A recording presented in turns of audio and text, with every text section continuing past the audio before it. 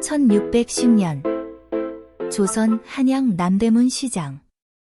시장의 북저기는 소음 속 한 사내가 의금부 포졸들에게 끌려가고 있습니다. 그의 허름한 두루마기와는 어울리지 않게 손에는 값비싼 옥장 신구가 쥐어져 있었습니다. 구경꾼들이 웅성거립니다. 저자가 양반가의 보물을 훔쳤다는데 어찌 저리 태연한 것이지. 천민 출신이라던데. 시장에서 이름을 날린 최만복이 바로 저놈이라지. 최만복은 포졸들에게 둘러싸인 채로 시익 웃으며 중얼거립니다. 하늘이 내게 준 또 한 번의 기회로구나. 그의 머릿속에는 지난 10년 천민의 굴레를 벗고 한양을 뒤흔든 기묘한 삶이 주마등처럼 스쳐 지나갑니다. 1600년 전라도의 작은 마을. 최만복은 노비 농사꾼의 막내 아들로 태어났다.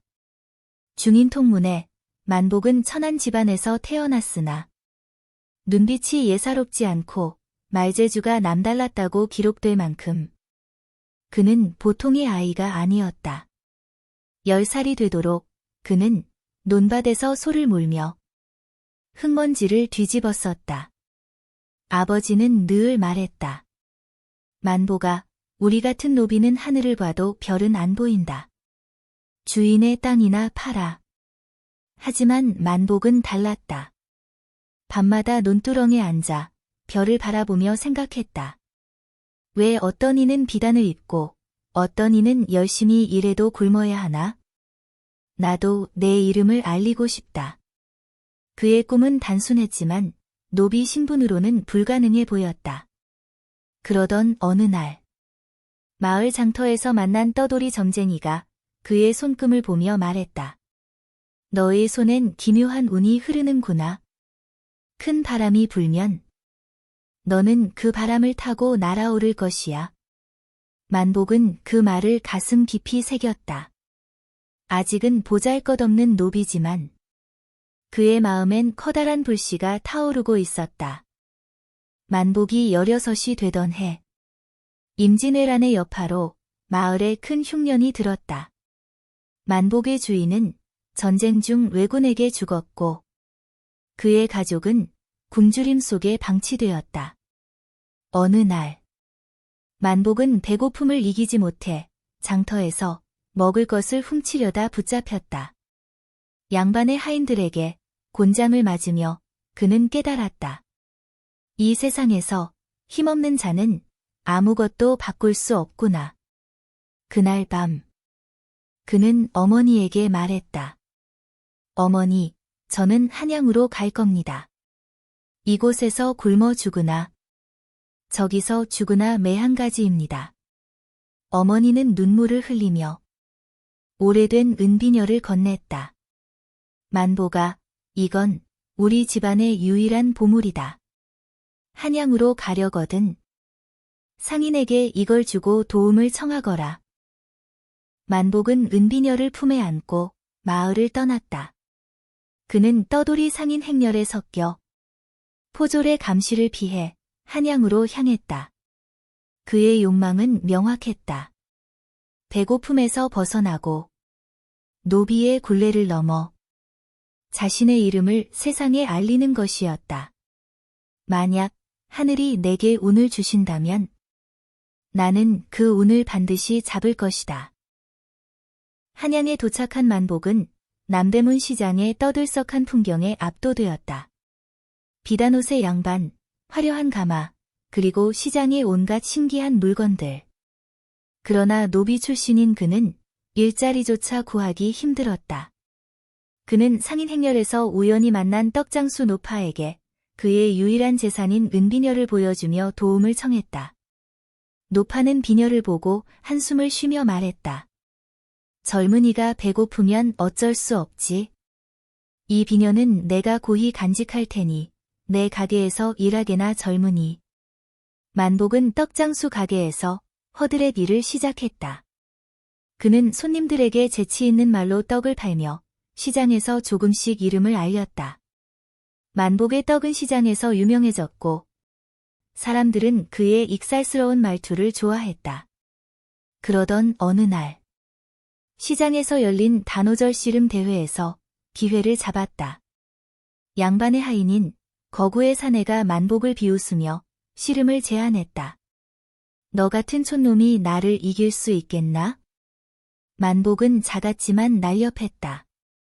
그는 상대의 힘을 역이용해 모래판에 그 거구를 단숨에 넘어뜨렸다. 구경꾼들이 환호했고 소문은 시장을 넘어 한양의 양반가까지 퍼졌다. 저 천민놈이 양반의 하인을 이겼다지. 만복은 시장의 작은 영웅이 되었지만 그의 마음은 더 큰 세상을 향하고 있었다. 만복이 씨름대회에서 승리하여 그의 이름이 알려지자 한 상인인 이생원이 그를 찾아왔다. 이생원은 만복의 말재주와 대담함을 눈여겨보고 제안했다. 내 상단에서 일해보지 않겠느냐? 나는 너 같은 자가 필요하다. 그리하여 만복은 상단의 심부름꾼으로 일하며 전국을 돌아다녔다. 그는 상인들과의 거래에서 재치를 발휘해 큰 이익을 남겼고 이생원의 신뢰를 얻었다. 그는 신분을 중인으로 위장하며 호패 검사를 교묘히 피했다. 그러던 어느 날, 상단이 운반하던 비단 상자가 산적의 습격을 받아 강물에 빠졌다. 모두가 포기한 상황에서 만복은 강물에 뛰어들어 상자를 건져 올렸다. 상자 안에는 값비싼 비단과 함께 양반가의 귀중한 보물, 옥장신구가 들어있었다. 이생원은 감격하며 말했다. 만복아, 네가 아니었다면 우리 상단은 망했을 게다. 이 옥장신구는 너에게 주마. 만복은 옥장신구를 손에 쥐며 생각했다. 이건 내 운명을 바꿀 열쇠가 될 것이다. 그는 옥장신구를 이용해 더 큰 기회를 노렸다. 한양의 고관대작들이 모이는 연회에 몰래 들어가 옥장신구를 보여주며 그들의 관심을 끌었다. 그의 재치와 대담함은 양반들마저 매료시켰다. 만복의 대담한 행동은 뜻밖의 기회를 가져왔다. 연회에서 만난 한양사대부의 고관대작인 김판서가 그의 재능을 알아보고 그를 서고 관리직으로 고용했다. 너 같은 자가 천민이라니. 하늘이 실수했구나. 김판서의 서고에서 만복은 책을 읽으며 세상 이치를 배웠다. 그는 낮에는 서고 관리직으로 열심히 일하고 밤에는 책을 탐독하며 학문을 익혔다. 그의 재치는 점점 더 빛을 발했다. 어느 날 김판서가 주최한 문회에서 만복은 우연히 양반들의 시짓기 대회에 끼게 되었다. 그는 신분을 감춘 채 즉석에서 시를 지어 모두를 놀라게 했다. 바람은 천한 자를 가리지 않고 무심히 불고 별은 낮은 자에게도 빛을 주나니. 이 시는 김판서의 마음을 사로잡았고 그는 만복을 신복으로 삼았다. 김판서의 후원으로 만복은 중인 신분을 공식적으로 얻었고 한양에서 이름을 날리기 시작했다. 그는 깨달았다. 행운은 단순히 주어지는 것이 아니라 기회를 잡고 키워가는 자에게 따라온다는 것을 가슴 깊이 사무치게 깨달았다. 그는 이제 자신의 운명을 쥐고 있었다. 만복의 성공은 시기와 질투를 낳았다. 김판서의 다른 신복들은 천민 출신이 승승장구하는 것을 못마땅해했다. 그들은 음모를 꾸며 만복을 함정에 빠뜨렸다.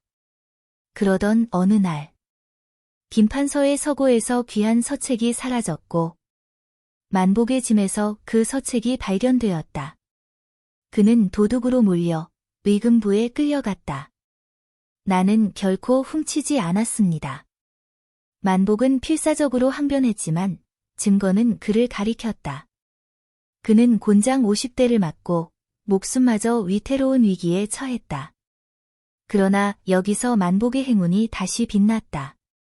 시장에서 만난 떡장수 노파가 그의 소식을 듣고 의금부에 찾아왔다.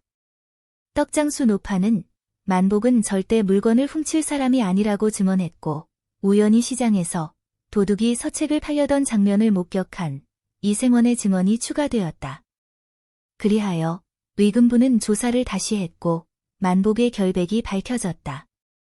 그러나 그는 이미 곤장을 50대나 맞아 심한 고통과 함께 신분의 굴욕을 겪으며 큰 대가를 치렀다. 그는 속으로 되뇌었다. 행운은 대가가 따르는 법이로구나. 하지만 나는 이 고난마저 딛고 일어설 것이다.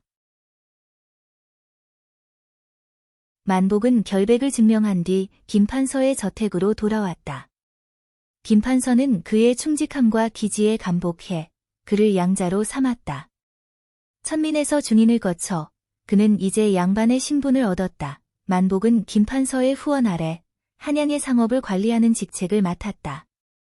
그는 시장의 상인들과 농민들을 연결하며 한양의 경제를 활성화시켰다. 그의 공정함과 재치는 모두를 감동시켰고 남대문 시장에서는 만복의 행운이라는 말이 유행어가 되었다. 그는 고향 마을로 돌아가 어머니를 한양으로 모셔왔다. 어머니는 아들의 비단옷을 보며 눈물을 흘렸다. 만복아, 네가 별을 잡았구나. 만복은 미소 지으며 말했다. 별은 잡는 게 아니라 따라가는 것이라 생각합니다. 저는 그저 바람을 탔을 뿐입니다. 만복의 이야기는 조선 전역에 퍼졌습니다. 어떤 이는 그를 억세게 운 좋은 사나이로, 어떤 이는 기질을 가진 영웅으로 기억했습니다. 그의 삶은 천민도 운명을 바꿀 수 있다는 희망을 사람들에게 심어주었습니다. 한양지에는 이렇게 기록되어 있습니다. 최만복은 천한 자로 태어났으나 행운과 지혜로 세상을 바꾸었다. 그의 이름은 시장의 바람과 함께 영원히 남으리라. 500년이 지난 오늘, 우리는 만복의 이야기를 통해 무엇을 배울 수 있을까요? 그는 단순히 운이 좋았던 자가 아니라 기회를 놓치지 않고 고난과 역경을 딛고 일어선 인물이었습니다. 그의 행운은 하늘이 준 선물이 아니라 그가 스스로 만든 길이었습니다. 만복의 이야기는 현대를 살아가는 우리에게 묻습니다. 당신의 행운은 어디에 있습니까?